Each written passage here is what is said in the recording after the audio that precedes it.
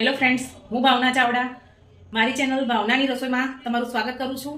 આજે હું તમારી સાથે દહીં તીખારીની રેસીપી શેર કરવા જઈ રહી છું। એક વાટકો દહીં લીધેલું છે, 8 થી 10 નંગ કળી લસણની ખાંડી લીધેલ છે, 8 થી 10 લીમડાના પત્તા લીધેલા છે, મીઠા લીમડાના, 2 મોટી ચમચી ધાણા જીરું પાવડર, 1 થી 1.5 ચમચી જેટલું લાલ મરચું પાવડર, સ્વાદ પ્રમાણે મીઠું, હળદર છે, લીલા દાણા સમારીને લીધેલા છે અને 3 થી 4 કળી લસણની જે ઝીણા ટુકડામાં સમારીને લીધેલી છે।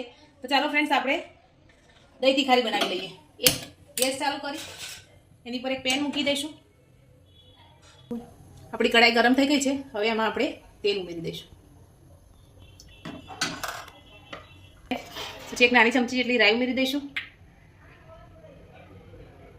આપણી રાઈ સરસ તતડી ગઈ છે, હવે એમાં હિંગ ઉમેરી દઈશું। સમારીને રાખેલી લસણની કળી ઉમેરી દઈશું।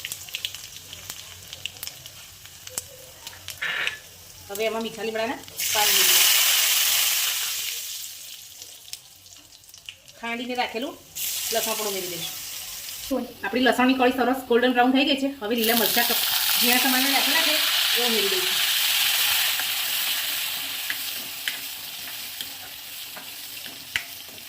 હવે સ્વાદ પ્રમાણે મીઠું ઉમેરી દઈશું।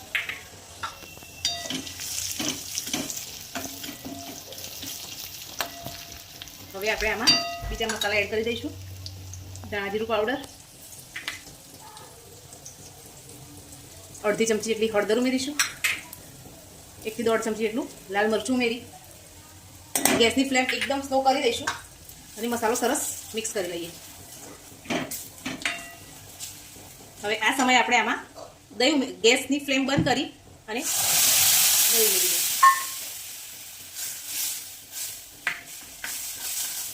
સરસ મિક્સ કરી લઈશું। આ સમયે ગેસની ફ્લેમ બંધ કરી જેનાથી આપણું દહીં ફાટી ના જાય।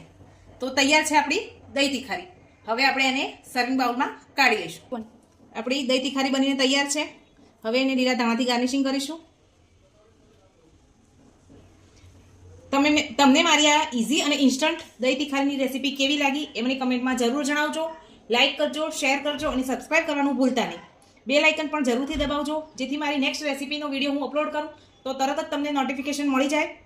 Thank you friends, by.